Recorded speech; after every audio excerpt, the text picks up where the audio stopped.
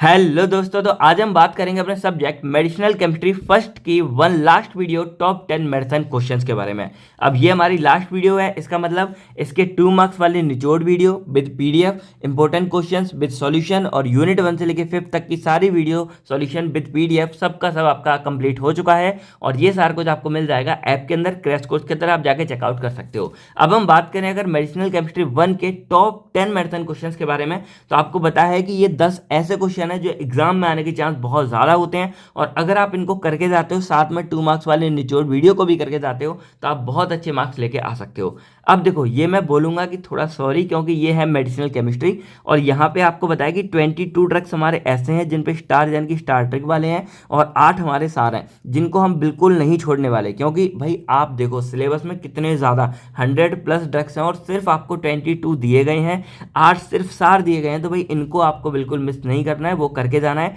और वो मैंने इस वीडियो में इंक्लूड किया है, तो थोड़ा सा आपको लेंदी लगेगा, थोड़ा कॉम्प्लेक्स लगेगा, थोड़ा मैनेज कर लेना, या एक सब्जेक्ट है मैनेज कर लेना, इसमें रिस्क नहीं लेने का, ठीक है।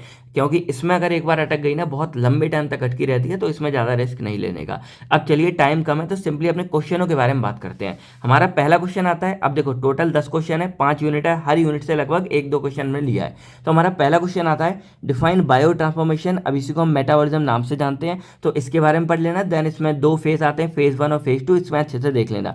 तो ये क्वेश्चन ना एकदम रैंडम है, कभी आता है कभी नहीं आता, कभी आता है कभी नहीं आता, तो इस हिसाब से, पर इसको छोड़ नहीं सकते क्योंकि आ भी सकता है। देन नेक्स्ट हमारा आता है explain physiochemical parameter related to biological activity. अब ये क्वेश्चन भी आता है, कभी कभी नहीं भी आता, लेकिन ये फिजियोकेमिकल पैरामीटर है ना, ये रिलेटेड करके आता है कि भाई बायोलॉजिकल एक्टिविटी के रिलेशन में बताओ। तो पहला हमारा इसमें आता है बायो आइसोस्टेरिज्म। अब यहाँ पर रोल इन ड्रग डिस्कवरी भी इसके बारे में पढ़ लेना। देन इधर आता है स्टीरियो आइसोमेरिज्म। अब ये आजकल काफी बार आ रहा है कि स्टीरियो आइसोमेरिज्म या ज्योमेट्रिकल एंड ऑप्टिकल आइसोमेरिज्म का क्या रोल है बायोलॉजिकल एक्टिविटी में, तो इसको भी अच्छे से देख लेना। वैसे आपने ऑर्गेनिक कर लिया तो उसके अंदर इसका काम ऑलरेडी हो ही गया होगा।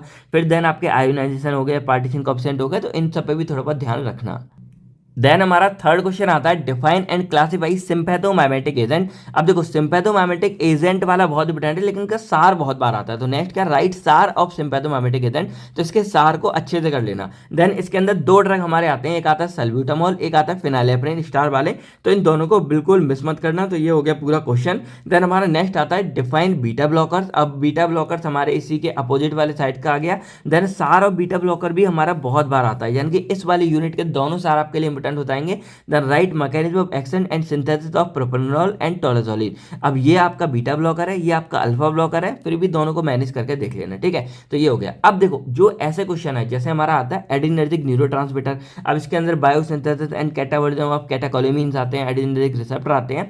अब ये ना थोड़े डाउटफुल क्वेश्चन है, क्योंकि एग्जामिनर 1-2 बार रख ही देते हैं, चाहे जितना आप सोच लो कि नहीं आएंगे, लेकिन ये आ ही जाते हैं। लेकिन इतने भी इंपोर्टेंस आप नहीं दे सकते कि आप सारा टाइम छोड़कर इनको पढ़ रहे हो। तो भाई कंफ्यूजिंग वाले क्वेश्चन तो हैं, बाकी मैंने आपको बता दिया है, अगर आपको टाइम मिले तो इनको एक बार नजर डाल के जरूर जाना। बाकी ये दोनों तो आपके लिए इंपॉर्टेंट है, तो इनको बिल्कुल मिस मत करना। देन हमारा नेक्स्ट आता है define and classify parasympathomimetic agent and it's सार। तो यहाँ पे पैरासिम्पैथोमाइमेटिक एजेंट के बारे में भी पढ़ना है और इनका जो सार होगा वो भी आप देख लेना। बाकी अब इसके अंदर के देखो, या तो ये पूरा क्वेश्चन आएगा, या इसके अंदर के जो ड्रग्स हैं, जैसे हमने यहाँ पे यूज किए हैं, ऐसे इनके अंदर के ड्रग्स आ जाते हैं। तो अब यहाँ पे ड्रग कौन कौन से हैं, तो हमारा पहला आता है, या तो देखो दोनों ही ना यहाँ पे कंबाइंड फॉर्म में काफी देते हैं, जैसे कार्बाकोल प्लस न्यूस्टिग्माइन के बारे में लिखो, तो कार्बाकोल एसिटाइल कोलिन वाली कैटेगरी का हो गया साथ में, और जो न्यूस्टिग्माइन है वो आपका होता है कोलिन स्ट्रेस इनहिबिटर्स आ गया, ठीक है। तो ये डायरेक्ट एक्टिंग हो गया, ये नॉर्मल। फिर यहाँ पे आ जाता है इप्राट्रोपियम ब्रोमाइड और डाइक्लोअमीन हाइड्रोक्लोराइड और प्रोसाइक्लिडिन हाइड्रोक्लोराइड के बारे में। ये तीनों के तीनों आपके होते हैं कोलिनर्जिक ब्लॉकिंग एजेंट, तो इनके बारे में थोड़ा नजर डाल लेना, क्योंकि इंट्रो लिखोगे तभी ये लिख के आओगे।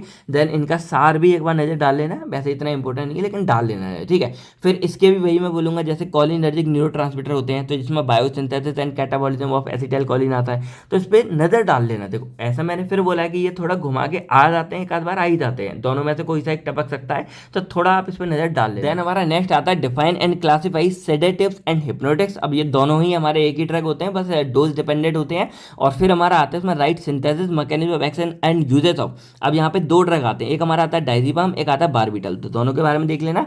बाकी यहाँ पे 2 सार हमारे बनते हैं, सार ऑफ बेंजोडाइजेपिन्स, एलिजा बनता है सार ऑफ बारबिचुरेट। बाकी एक बात और बता दूं कि ये हमारी यूनिट 4 है जो ऐप में अपडेट नहीं थी, तो हमने वो अपडेट कर दी है, कल ही हमने पूरा मतलब सब कुछ डाल दिया है, आप जाके चेकआउट कर सकते हो, पीडीएफ भी अभी हो ही जाएगी। ठीक है, उसके बाद यहाँ 7th हमारा क्वेश्चन आता है राइट अ नोट ऑन। अब देखो ये दोनों क्वेश्चनों को मैंने ऑप्शन में इसलिए डाला क्योंकि इन दोनों में से कोई एक आता है और दोनों बराबर लेंथ के हैं और कोई भी एक आ जाता है। अब जैसे इधर हो गया एंटी साइकोटिक ड्रग। अब वैसे एक बात बताऊं तो जो तीनों के तीनों है, यानी कि यूनिट 4 के ये तीनों एक तरह से पार्ट है ना, तीनों इंटरकनेक्ट हैं। अगर आपने पहला सेडेटिव एंड हिप्नोटिक्स वाला कर दिया ना, तो जैसे ये डाइजीपाम हो गया, बारबिटल हो गया, तो ये बारबिचुरेट से अब यही ड्रग हमारे इधर भी काम आ जा रहे हैं, तो लगभग सब सिमिलर ही हो जाता है। जैसे फेनिटोन ये भी हमारा बारबिचुरेट है, तो अगर आप एक पढ़ लोगे ना, मैकेनिज्म लगभग तीनों में सेम है, आपको ये बहुत आसानी होगी। तो यहाँ पे क्या आता है, डिफाइन एंटी साइकोटिक ड्रग्स क्या होते हैं, क्लासीफाई वगैरह कर देना।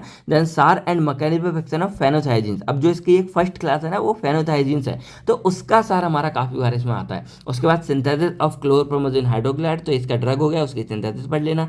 देन यहाँ पे आता है एंटी कन्वल्सेंट। अब देखो जैसे इसमें हमारा फेनोथाइजीन्स है, वैसे इसमें क्या है कैटेगरी कि जो एंटी कन्वल्सेंट होते हैं उन्हीं को हम एंटी एपिलेप्सी बोलते हैं, और इसलिए एपिलेप्सी के बारे में अलग से क्वेश्चन आ जाता है। तो एपिलेप्सी के बारे में थोड़ा मैंने लिख भी दिया है, देखो जो भी आपको देखना हो कोई अलग नहीं जाना, आप हमारी पीडीएफ देखोगे, आप सॉल्यूशन देखोगे यूनिट वाइज, सब कुछ आपको मिल जाएगा, एज इट इज मिल जाएगा, आप जाके पढ़ो और भाई एग्जाम अच्छे से देखे आओ। ठीक है, तो एंटी एपिलेप्सी हो गया। देन इसका सार भी आप देख लेना, जो आपके एंटी कन्वल्सेंट होते हैं हमने ये भी लिखा है, सार मैकेनिज्म ऑफ एक्शन। उसके बाद यहाँ पे 3 ड्रग हमारे आते हैं, फेनिटोइन आता है, इथोसेक्सिमेड आता है और कार्बामाजिपाइन आता है। अब अगर यूनिट 4 तो देखोगे तो इसमें सबसे ज्यादा यानी कि 4 सार आ रहे हैं और ड्रग भी आपके काफी ज्यादा हो जा रहे हैं।